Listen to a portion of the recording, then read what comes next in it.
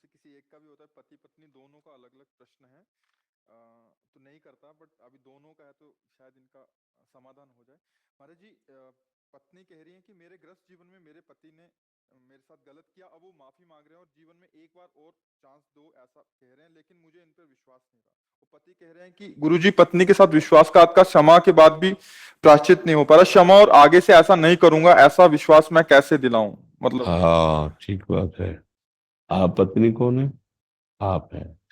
तो मतलब बहुत एक हम माता पिता की तरह आपसे बात कर रहे हैं, इस समय हम संत की तरह नहीं बात कर रहे हैं। क्या आपसे गलतियां नहीं हुई जीवन में? विचार करके देखो। जैसे माँ अपने बच्चे से पूछती है ना, वैसे हम कहें होती है ना गलती।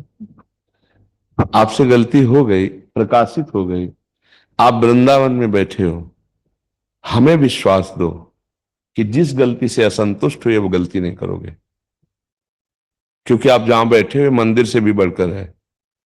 पूरा वृंदावन भगवान का धाम है। आज हम एक मतलब जैसे माता पिता होते ना, एक बिखरते परिवार को संजोना, तो तुम यहां पर विश्वास करो और इनकी गलती को क्षमा करो। भाई जिस गलती, हम ये नहीं ओपन करवाना चाहते कि आपकी क्या गलती है, जिस गलती से इसको अविश्वास हुआ वो गलती दोबारा आप कभी मत करना। ठीक है? पक्का वादा? वचन। बस आप इनसे संशय न करना, क्योंकि सबको चांस मिलना चाहिए सुधार का। परिवार विच्छेद होने से अच्छा है कि अगर सुधार होता है। जैसे हम सब अगर एकांत में बैठकर अपना रिजल्ट देखें तो बहुत गलत है। आप ईमानदारी से देखना, हम आपके सामने सही है, आप हमारे सामने सही हो, लेकिन हम अपने सामने दर्पण रख के देखें ना, और आप अपने सामने दर्पण रख के देखें और हम ही को रिजल्ट निकालना हो, तो हम शर्मा जाएंगे कि गलती हो गई।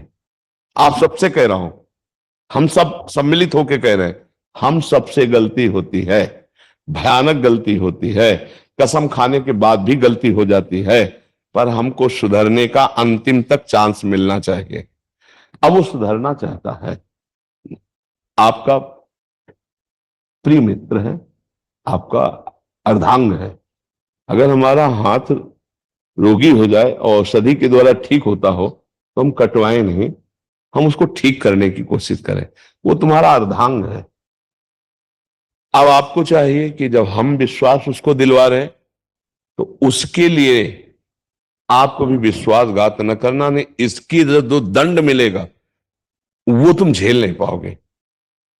हम कुछ नहीं बोलते हैं, ये कुछ नहीं बोलेगी, लेकिन इस जगह जो शपथ हुई इसका जो परिणाम होगा बहुत भयानक होगा। इस विषय में तो अब गलती करना मत, जिस विषय में उसने आप पर के, ठीक है बच्चा, आप तुम इस बात पर विश्वास करो। वो भी एक समझदार व्यक्ति है, और फिसलन बहुत बड़ी बुरी चीज है, कोई भी फिसल सकता है। फिसलन ऐसी चीज है, कभी इससे भी गलती हो जाए तो चांस रखना चाहिए। आपसे गलती हो गई तो आज वो क्षमा कर दिए, आज के बाद ये गलती नहीं होनी चाहिए। दोनों राजी हो प्रभु? हाँ, ठीक है। बस बहुत प्यार से जीवन गुजारो, बहुत कीमती जीवन है। कलह में, संशय में, तलाक में, विग्रह में, इसमें कोई कुछ नहीं रखा। अगर यही सुधर जाता है तो ये बहुत अच्छा आपका दोस्त, आपका प्रीतम है, इसी को सुधारो और आप गलती करना मत। जब हम दूसरे को गलत साबित करें तो उसमें हमको बहुत सावधान रहने की जरूरत है कि हमसे कोई गलती ना हो जाए, है ना? अब ये कभी आकर के अगर बोले कि, तो फिर अच्छा नहीं रहेगा। और अच्छे से चलो, और प्यार में बहुत बड़ी ताकत है। आपके प्यार में भी कोई कमी हुई जिससे फिसलन हुई, कैसे, इसको एक बात ध्यान रखना। हम ये कहते हैं, पहली बात तो बहुत समाज के लिए है कि जो गर्लफ्रेंड बॉयफ्रेंड चला है, इसका बहुत कई बार हमें लगता है रोज ऐसा होता होगा कि हमारी ये चर्चा आ जाती होगी। ये हम लोगों के जीवन में बहुत ही मिस्टेक है। जैसे जिस लड़की का मन बन चुका है, तो 10 पुरुषों से मिल चुकी, 10 बच्चों से मिल चुकी, अब वो अपने पति में कैसे अनुराग करे, क्योंकि उसका मन चंचल हो चुका है। जो लड़का 10 लड़कियों से मिल चुका है, वो अपनी पत्नी में कैसे रुक जाए, क्योंकि उसका स्वभाव बन चुका है। प्रायः बच्चों में ये गलती होती रही है। होती रही है। बच्चा और बच्चियों में गलती, अब पाणी ग्रहण हुआ है, अब इस गलती का एंड होना चाहिए। अगर ये नहीं करोगे तो तुम्हारा सर्वनाश इसी में शुरू हो जाए। अब ये तलाक दे दे आपको, फिर दूसरी आएगी, वो तुम्हारा गला घोंटेगी। बात समझ, गला घोंटेगा मतलब है तुम्हारे ऊपर जो शासन और जो, तो फिर इसी को संभालो, अब वो गलती ना करो। यही हम समझाने के लिए कि हर गृहस्थी आज छिन्न भिन्न हो रही है। ये तो बहुत सुलझा हुआ परिवार है जो कम से कम संत समाज में आके अपनी समस्या रख रहा है।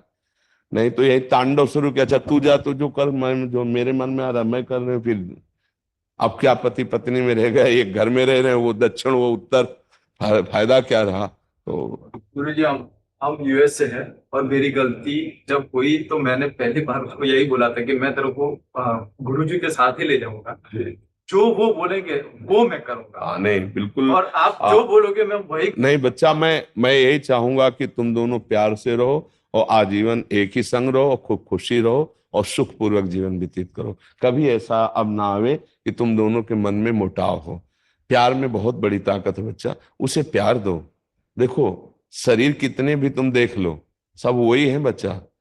प्यार में जो सुख है वो शरीरों में सुख नहीं है, चमड़ों में सुख नहीं है। तुमसे कोई अगर छल कपट करेगा ना तो वासना करेगा।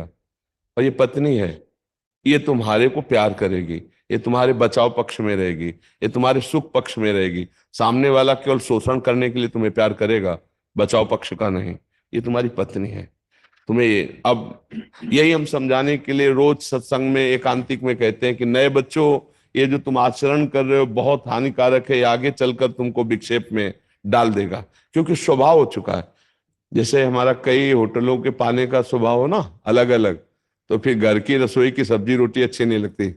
ऐसे ही हमारा जब कई बॉयफ्रेंड गर्लफ्रेंड ना, तो फिर घर के पति में केवल तृप्ति नहीं होती है, पत्नी में तृप्ति, खुली बात है। वो मनमानी व्यभिचार और आचरणों में